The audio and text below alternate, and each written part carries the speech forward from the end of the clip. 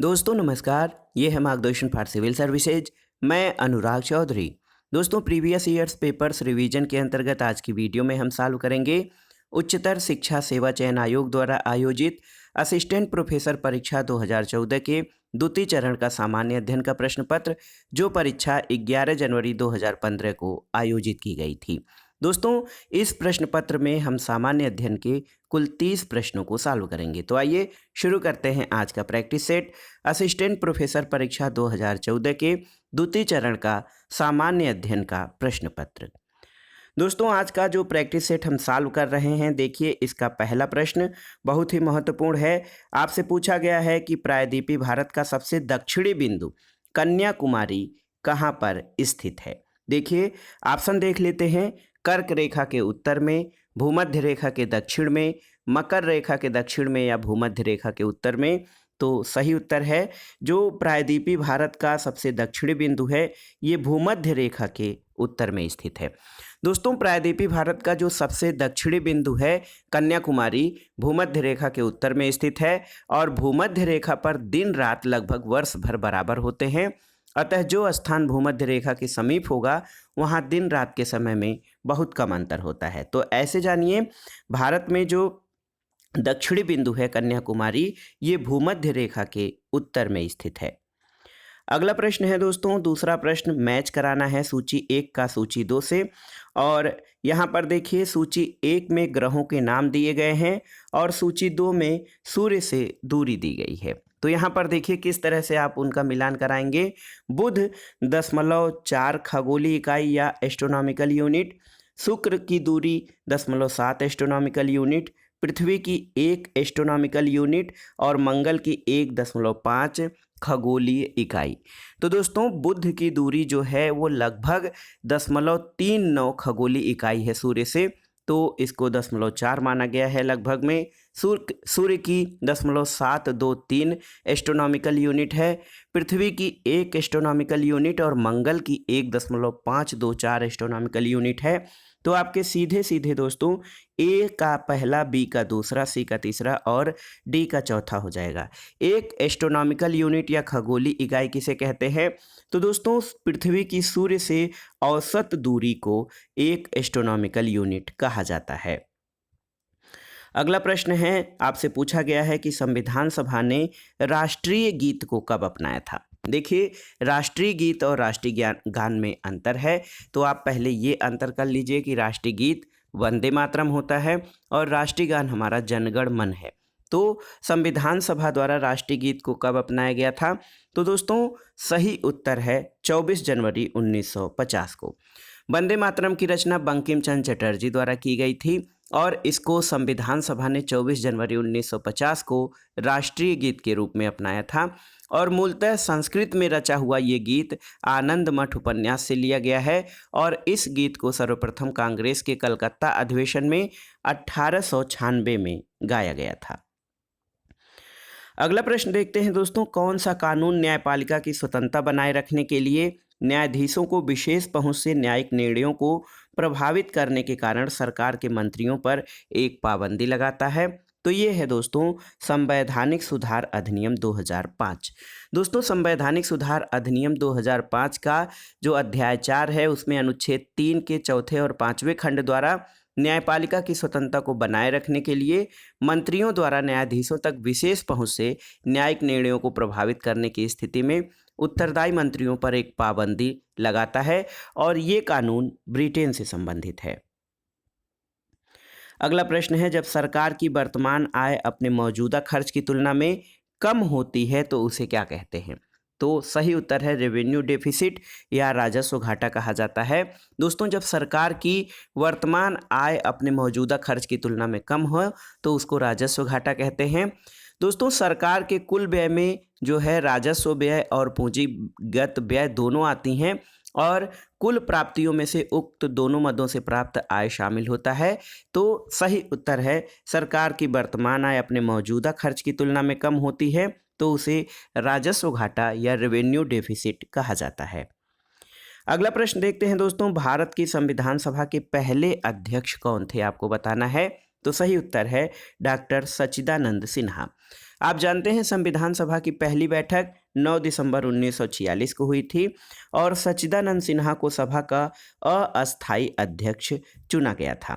11 दिसंबर 1946 को डॉक्टर राजेंद्र प्रसाद को संविधान सभा का अस्थायी अध्यक्ष चुना गया था और बी एन राव को संविधान सभा के संवैधानिक सलाहकार के पद पर नियुक्त किया गया था। अगला प्रश्न है दोस्तों, भारत के संघ लोक सेवा आयोग का गठन किस अनुच्छेद के तहत होता है? तो इसमें आपको तैयार है, ये अनुच्छेद है 315 यानी 315। दोस्तों अनुच्छेद 315 के अंतर्गत संघ और राज्यों के लिए लोक सेवा आयोग के गठन का प्रावधान है और अनुच्छेद 316 के अंतर्गत संघ लोक सेवा आयोग सदस्यों की नियुक्ति, पदावधि और अनुच्छेद 317 लोक सेवा आयोग के किसी सदस्य के हटाए जाने से संबंधित है। अगला प्रश्न देखते हैं, प्रश्न संख्या 8, संसद में सरकारी विधेयक का क्या अर्थ होता है आपको बताना है। तो सही उत्तर है दोस्तों, संसद में कोई विधेयक सरकारी विधेयक जो होता है यानी कि गवर्नमेंट बिल, इसका मतलब ये होता है कि संसद के दोनों सदनों में किसी भी मंत्री द्वारा प्रस्तुत कोई विधेयक, उसको सरकारी विधेयक कहते हैं, क्योंकि सरकार के मंत्री द्वारा प्रस्तावित विधेयक जो होता है सरकारी बिल, और इसके अलावा किसी अन्य सदस्य द्वारा प्रस्तावित विधेयक को गैर सरकारी सदस्य का विधेयक कहा जाता है। अगला प्रश्न है दोस्तों, मूलभूत कर्तव्यों को भारतीय संविधान में किस वर्ष शामिल किया गया था? तो सही उत्तर है 1976 यानी 1976 में 42वें संविधान संशोधन के द्वारा अनुच्छेद 51 क में दोस्तों 51 ए या 51 क में मौलिक कर्तव्यों को शामिल किया गया था। दोस्तों मूल रूप से संविधान में केवल 10 मौलिक कर्तव्य शामिल किए गए थे, लेकिन 86वें संविधान संशोधन 2002 के द्वारा एक मूल कर्तव्य 11वां मूल कर्तव्य जोड़ दिया गया है। तो अब मूल कर्तव्यों की संख्या वर्तमान में 11 है। अगला प्रश्न है दोस्तों, तेलंगाना के प्रथम मुख्यमंत्री कौन है? तो आप जानते हैं तेलंगाना राज्य जब निर्माण हुआ आंध्र प्रदेश से, तो उसके प्रथम मुख्यमंत्री के चंद्रशेखर राव तेलंगाना के प्रथम मुख्यमंत्री थे। अगला प्रश्न है दोस्तों, सूची 1 का सूची 2 के साथ सुमेलन करना है। यहाँ पर देखिए कैबिनेट मंत्री और उनके पोर्टफोलियो यानी उनके विभाग दिए गए हैं। तो यहाँ पर देखिए दोस्तों, गृह मंत्रालय, मानव संसाधन विकास मंत्रालय जो अब शिक्षा मंत्रालय हो गया है, वित्त और रक्षा तथा विदेश मंत्रालय। तो इसमें अगर जो हम वर्तमान में जो हमारा मंत्रिमंडल है उसकी बात करें तो वर्तमान में गृह मंत्रालय जो है गृह मंत्री अमित शाह हैं। इसके अलावा मानव संसाधन विकास मंत्रालय या राजनाथ सिंह रक्षा मंत्री हैं, एस जयशंकर विदेश मंत्री और निर्मला सीतारमण वित्त मंत्री हैं। तो याद रखिएगा, राजनाथ सिंह के पास गृह मंत्रालय, राजनाथ सिंह के पास रक्षा मंत्रालय।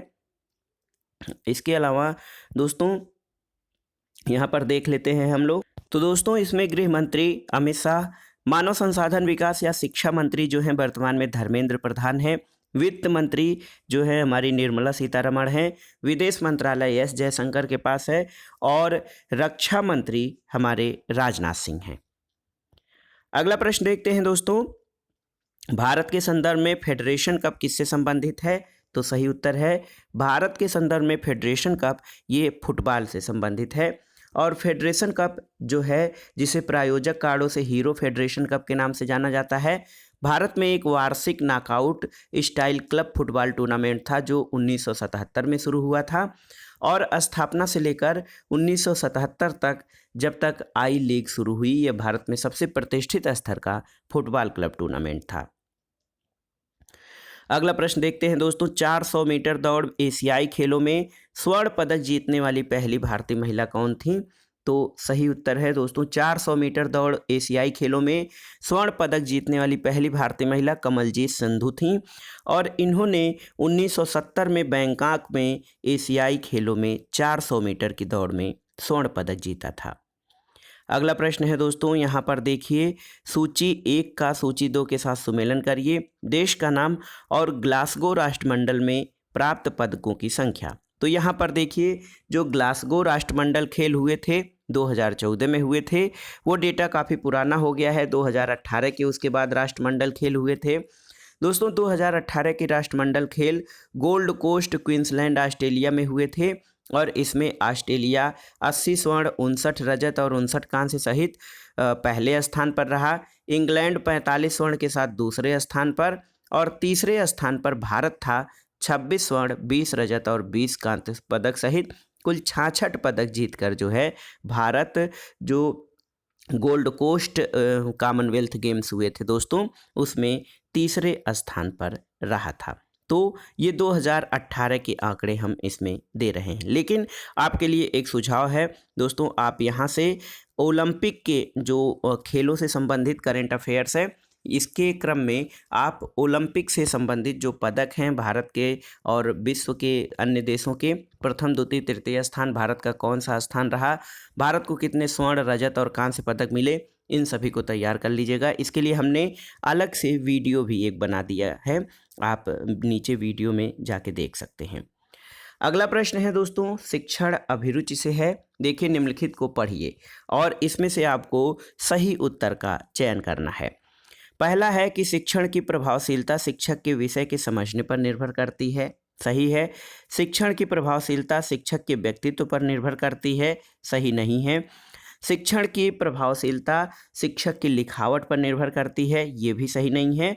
और शिक्षण का उद्देश्य छात्रों को सोचने की शक्ति का विकास करना। तो ये देखिए आसान सा प्रश्न है, इसमें ए और डी आपके सही हैं। तो विकल्प देख लेते हैं, ए और डी, विकल्प सी आपका सही उत्तर हो जाएगा। अगला प्रश्न है दोस्तों, यहाँ पर देखिए कि एक अच्छा अनुसंधान निम्नलिखित 4 चरणों में होता है और इन चरणों का सही क्रम आपको बताना है। अच्छा अनुसंधान या रिसर्च जो है, उनके लिए जो फेज होते हैं, 4 चरण होते हैं, वो कौन कौन से होते हैं? तो दोस्तों, एक अच्छा अनुसंधान 4 चरणों में होता है। पहला होता है उद्देश्यों की स्थापना। सबसे पहले किसी अनुसंधान में उद्देश्यों की स्थापना होती है। उसके बाद आंकड़ों को एकत्र करना होता है। दूसरे स्थान पर या दूसरे चरण में आंकड़ों को एकत्र करना हो जाएगा। तीसरा चरण आंकड़ों का विश्लेषण होता है और उसके बाद चौथा चरण निष्कर्षों की व्याख्या। तो सही उत्तर हो जाएगा ए, सी, बी और डी। ये किसी अनुसंधान के 4 चरण क्रम से हो जाएंगे। अगला प्रश्न है दोस्तों, निम्नलिखित में से फलांक की त्रुटि कौन सी है? आपको बताना है एरर ऑफ स्कोरिंग क्या है। तो सही उत्तर है प्रत्युत्तर की त्रुटि, या दोस्तों रिस्पांस एरर जो है, इसको एरर ऑफ स्कोरिंग या फलांक त्रुटि कहा जाता है। अगला प्रश्न है, वह चर जिसका हम औसत अंक यानी माध्य और मानक विचलन निकाल सकते हैं, वह किस मापनी द्वारा मापे जाते हैं? तो ऑप्शन है नामित मापनी यानी नॉमिनल स्केल, क्रमिक मापनी या ऑर्डिनल स्केल, अंतराल मापनी या इंटरवल स्केल, या आनुपातिक मापनी रेशियो स्केल। तो सही उत्तर है वह चर जिसका हम औसतांक, माध्य और मानक विचलन निकाल सकते हैं, उसको अंतराल मापनी या इंटरवल स्केल कहा जाता है। अगला प्रश्न देखते हैं दोस्तों, which of the following is not a function of university grant commission? तो कौन सा कार्य विश्वविद्यालय अनुदान आयोग का नहीं है? इनमें से आपको बताना है। तो देखिए यहाँ पर जो कार्य दिए गए हैं, विश्वविद्यालयों और कॉलेजों को अनुदान का आवंटन करना सही है। विदेशों में भारतीय उच्च शिक्षा को बढ़ावा देना, ये भी सही है। बौद्धिक संपदा अधिकारों का संरक्षण, ये सही नहीं है। और विश्वविद्यालयों की वार्षिक परीक्षा का पर्यवेक्षण। तो सही उत्तर है दोस्तों विश्वविद्यालय अनुदान आयोग या यूनिवर्सिटी ग्रांट कमीशन का कार्य बौद्धिक संपदा अधिकारों का संरक्षण नहीं है, अन्य सभी कार्य यूजीसी के हैं। अगला प्रश्न है, निम्नलिखित में से कौन सा शब्द संक्षेप गलत है? तो यहाँ पर देखिए एल्गोल यानी एल्गोरिदमिक लैंग्वेज, बायोस यानी basic input output system, CAD यानी कंप्यूटर एडेड डिजाइन, और 5GPL यानी 5th जनरेशन प्रोग्रामिंग लैंग्वेज। तो ये आपका सही नहीं है, क्योंकि 5GPL नहीं होता है। 5GPL जो 5th जनरेशन प्रोग्रामिंग लैंग्वेज, ये नहीं होता है, बल्कि सही 5GL होता है। 5GL 5th generation programming language होता है। तो सही उत्तर आपका ऑप्शन डी हो जाएगा। ये ऑप्शन डी शब्द संक्षेप गलत है, अन्य तीनों सही हैं। अगला प्रश्न है, नीचे 4 ईमेल पते या ईमेल एड्रेस दिए गए हैं, इनमें से आपको बताना है कि कौन सा पता सही है। तो जो सही पते हैं और गलत हम उनको डिसाइड करते हैं। देखिए, आप जब कोई ईमेल बनाते हैं दोस्तों, तो ये जो राम और स्टार ये सही नहीं है। ram_श्याम@yahoo.com ये आपका सही है। इसके अलावा ram_श्याम_yahoo तो ये भी सही नहीं है। और ram2श्याम@yahoo.co.in ये सही है। तो इसमें से ए, बी और डी आपके सही ईमेल पते हो जाएंगे। तो सही उत्तर ऑप्शन बी है। और जो दोनों हैं ईमेल पते ये आपके सही नहीं हैं। अगला प्रश्न है, निम्नलिखित में से कौन सा वक्तव्य सही नहीं है, आपको बताना है। ईमेल जो है इलेक्ट्रॉनिक मेल को संदर्भित करता है, सही है। www वर्ल्ड वाइड वेब को संदर्भित करता है, ये भी सही है। CPU जो है दोस्तों ये कंट्रोल प्रोसेस यूनिट को संदर्भित करता है, सही नहीं है, क्योंकि CPU का full form control process unit नहीं बल्कि सेंट्रल प्रोसेस यूनिट होता है। ALU का मतलब अर्थमेटिक लॉजिक यूनिट होता है, ये सही है। तो देखिए इसमें से ऑप्शन सी आपका सही नहीं है, क्योंकि CPU मतलब कंट्रोल प्रोसेस यूनिट नहीं बल्कि सेंट्रल प्रोसेस यूनिट होता है। अगला प्रश्न है, यदि अपशिष्ट पदार्थ पीने के पानी के स्रोत को दूषित कर दें तो कौन सी बीमारी फैलेगी। ऑप्शन है आपके स्कर्वी, टाइफाइड, मलेरिया या अनीमिया। तो सही उत्तर है दूषित जल के पीने से टाइफाइड होता है। तो सही उत्तर है टाइफाइड साल्मोनेला बैक्टीरिया से होने वाली खतरनाक बीमारी है, जिसको मियादी बुखार कहते हैं, और ये पाचन तंत्र और रक्त प्रवाह में बैक्टीरिया के इन्फेक्शन के कारण होता है। अगला प्रश्न आपको बताना है दोस्तों, निम्नलिखित में से कौन सी गैस ग्रीन हाउस गैसों में शामिल नहीं है। कार्बन डाइऑक्साइड, देखिए कार्बन डाइऑक्साइड, मीथेन, हाइड्रोजन और नाइट्रस ऑक्साइड।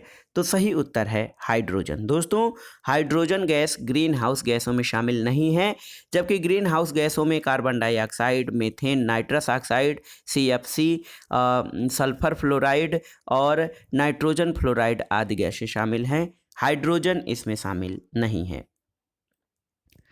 अगला प्रश्न है, 2014 में विश्व पर्यावरण दिवस के लिए विषय जो है थीम क्या था। तो 2014 में था छोटे द्वीपों का तथा जलवायु परिवर्तन। तो small island and climate change ये 2014 का था, लेकिन 2021 का अब थीम आपसे पूछ सकता है। तो 2021 का थीम है पारिस्थितिकी तंत्र की बहाली। याद रखिएगा, पारिस्थितिकी तंत्र की बहाली 2021 में मनाए गए पर्यावरण दिवस की थीम थी। अगला प्रश्न है दोस्तों, क्योटो प्रोटोकॉल क्या है। तो आप जानते हैं क्योटो प्रोटोकॉल ग्लोबल वार्मिंग को कम करने के लिए प्रयत्न करने के लिए देशों के बीच एक समझौता है जो 1997 में हुआ था। तो सही उत्तर है क्योटो प्रोटोकॉल ग्लोबल वार्मिंग को कम करने का एक अंतर्राष्ट्रीय समझौता है और ये ग्रीन हाउस गैसों के उत्सर्जन को कम करने से संबंधित है। अगला प्रश्न है, प्रसिद्ध पुस्तक गीत गोविंद के रचनाकार कौन है। तो दोस्तों गीत गोविंद इसके रचनाकार जयदेव हैं, आप जानते हैं। अगला प्रश्न देखते हैं, यहाँ पर देखिए कि निम्नलिखित जोड़ों पर विचार कीजिए। पहला है जवाहरलाल नेहरू पूना सार्वजनिक सभा के संस्थापक। तो ये जो है गलत है, क्योंकि जवाहरलाल नेहरू पूना सार्वजनिक सभा के संस्थापक नहीं बल्कि महादेव गोविंद रानाडे थे। पूना सार्वजनिक सभा सरकार और जनता के बीच मध्यस्थता करने के लिए बनाई गई थी। इसके अलावा महात्मा गांधी भारत छोड़ो आंदोलन से संबंधित हैं। मदन मोहन मालवीय बनारस हिंदू विश्वविद्यालय के संस्थापक हैं और केशव चंद्र सेन ब्रह्म समाज के नेता हैं। तो देखिए इसमें ऑप्शन ए आपका सही सुमेलित नहीं है और बी, सी और डी आपके सही हैं। तो सही उत्तर ऑप्शन डी हो जाएगा। बी, सी, डी आपके सही उत्तर हैं। अगला प्रश्न है दोस्तों, पृथ्वी के वायुमंडल में दो सबसे प्रचुर मात्रा में पाई जाने वाली गैसें कौन सी हैं, आपको बताना है। तो ये है नाइट्रोजन और ऑक्सीजन। और आप जानते हैं नाइट्रोजन जो है सबसे अधिक मात्रा में 78% और 20.8% में दोस्तों आपका ऑक्सीजन पाई जाती है। अगला प्रश्न है दोस्तों, राज्यों और केंद्र शासित प्रदेशों की सूची निम्नलिखित है। गुजरात, पश्चिम बंगाल, अंडमान निकोबार और ओडिशा।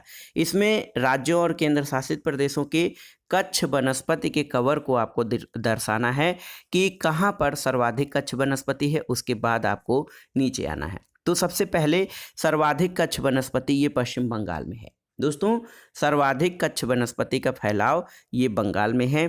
दूसरा जो है गुजरात में है, दूसरे स्थान पर गुजरात है। इसके बाद तीसरे स्थान पर अंडमान निकोबार द्वीप समूह है और चौथे स्थान पर ओडिशा है। तो सही उत्तर आपका क्या हो जाएगा? ऑप्शन सी हो जाएगा। 2, 1, 3 और 4। दोस्तों, इस प्रश्न के उत्तर के लिए आपको भारतीय वन स्थित सर्वेक्षण रिपोर्ट पढ़ना होगा, तो वहाँ से आप इसको और भी कंफर्म कर सकते हैं। तो वीडियो आपको कैसा लगा हमें कमेंट बॉक्स में ज़रूर बताइएगा। वीडियो को लाइक करें, शेयर करें और इस चैनल मार्गदर्शन फॉर सिविल सर्विसेज को सब्सक्राइब करें। वीडियो देखने के लिए धन्यवाद दोस्तों। नमस्कार।